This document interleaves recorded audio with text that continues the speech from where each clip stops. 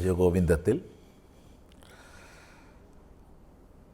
മൂന്നാമത്തെ ശ്ലോകമാണ് നമ്മൾ ശ്രദ്ധിക്കുന്നത്. അവിടെ അർത്ഥമനർത്ഥം ഭാവയ നിത്യം എന്ന് പറഞ്ഞു. അർത്ഥം അനർത്ഥമാണെന്ന് എപ്പോഴും ഭാവന ചെയ്താലും ഇതിൻ്റെ താത്പര്യം ധനം വേണ്ടെന്നല്ല. നിശ്ചയമായും ധർമാചരണത്തിനായാലും കാമപ്രാപ്തിക്കായാലും സത്കർമാനുഷ്ഠാനങ്ങൾക്കായാലും ഒക്കെ ധനം അനിവാര്യമാണ്.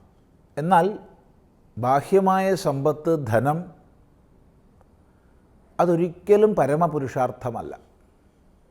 അതല്ല അർത്ഥം, അതല്ല നമ്മുടെ ജീവിതത്തിൻ്റെ ലക്ഷ്യം.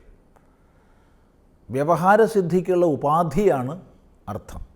വ്യവഹാരസിദ്ധിക്കുള്ള ഉപാധി എന്ന രീതിയിൽ അർത്ഥം അനിവാര്യമാണ്.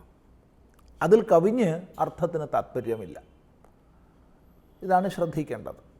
കഴിഞ്ഞ ശ്ലോകത്തിൽ വിശേഷമായിട്ട് ലഭസേ നിജ കർമ്മോപാത്തം വിത്തം തേന വിനോദയ ചിത്തം എന്ന് പറഞ്ഞത് ഓർമ്മിക്കുക. കാരണം സ്വകർമാർജിതമായ ധനത്തെ കൊണ്ട് സന്തുഷ്ടനാകൂ എന്ന്. അപ്പോൾ അർത്ഥം വേണ്ട എന്നല്ല അർത്ഥം.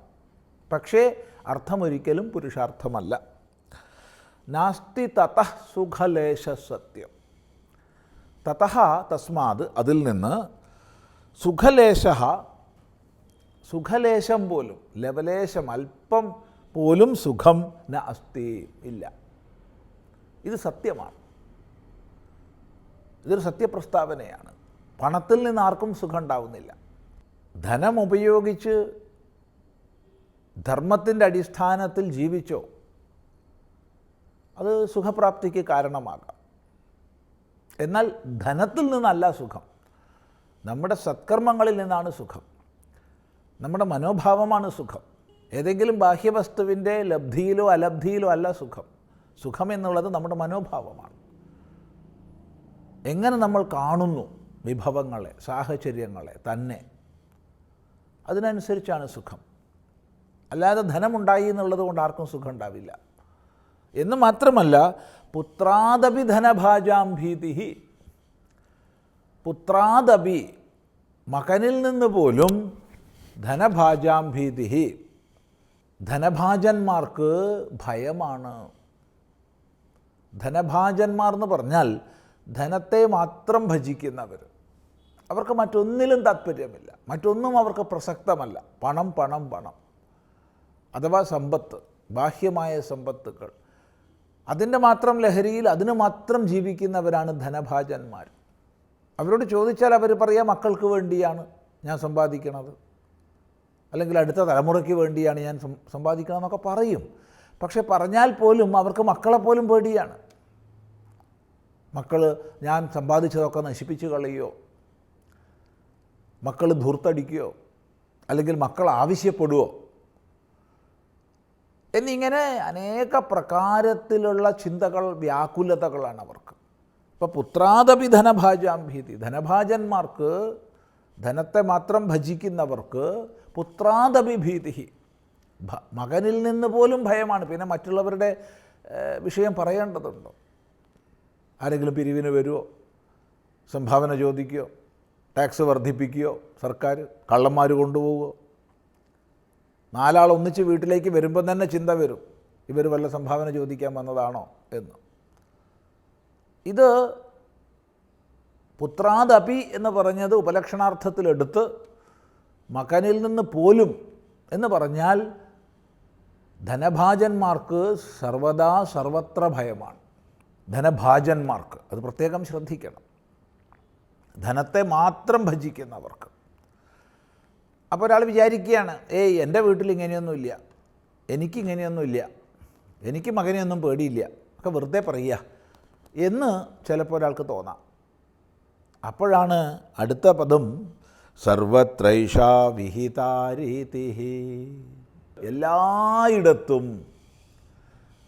അത് ഗൃഹത്തിലെന്നോ മഠത്തിലെന്നോ വ്യത്യാസമില്ല, എവിടെയായാലും സർവത്ര, എവിടെ ധനഭാജന്മാർ കഴിയുന്നുണ്ടോ അവരെയൊക്കെ ഏഷാ രീതി, ഈ രീതി വിഹിതമാണ്, ഇതിൽ മാറ്റമില്ല.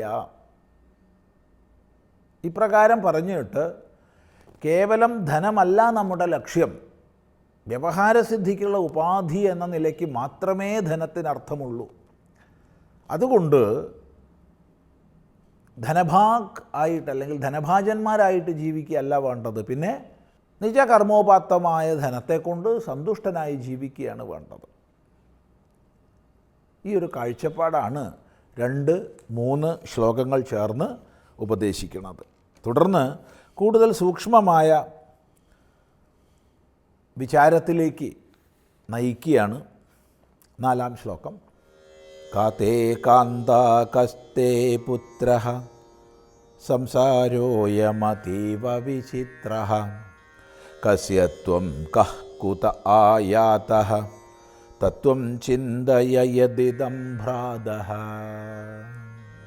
കാതേ കാന്താകസ്തേ പുത്രഃ സംസാരോയമതീവ വിചിത്രഃ കസ്യ ത്വം കഃ കുത ആയാതഃ തത്വം ചിന്തയ യദിദം ഭ്രാതഃ. ഇവിടെ തത്വം ചിന്തയ യദിദം ഭ്രാതഃ എന്നുള്ള സ്ഥലത്ത് തത്വം ചിന്തയ തദിഹ ഭ്രാതഃ എന്നും പാഠം കാണുന്നുണ്ട്. കാ തേ കാന്ത, തേ കാന്ത കാ, നിൻ്റെ പത്നി ആരാണ്? ആരാണ് നിൻ്റെ പത്നി? കഹ തേ പുത്രഃ, നിൻ്റെ മകൻ ആരാണ്? അയം സംസാരഃ, ഈ സംസാരം അതീവ വിചിത്രഃ, അതീവ വിചിത്രമാണ്. കസ്യത്വം, നീ ആരുടേതാണ്? നീ ആരുടേതാണ്? കഹ, നീ ആരാണ്? കുതഹ ആയാത, എവിടെ നിന്ന് വന്നവനാണ്? എവിടെ നിന്നാണ് നീ വരുന്നത്? ഹേ ഭ്രാതഃ, അല്ലയോ സഹോദര, ഇതം തത്വം യത് തത് ചിന്തയ, ഈ തത്വത്തെ നീ നല്ലപോലെ ചിന്തിക്കൂ. ഇതാണ് ഇവിടെ 4-ാം ശ്ലോകത്തിൽ ഉപദേശിക്കുന്നത്. ഇതിൻ്റെ സൂക്ഷ്മ വിചാരം നമുക്ക് തുടർന്ന് ചെയ്യാം. ഓ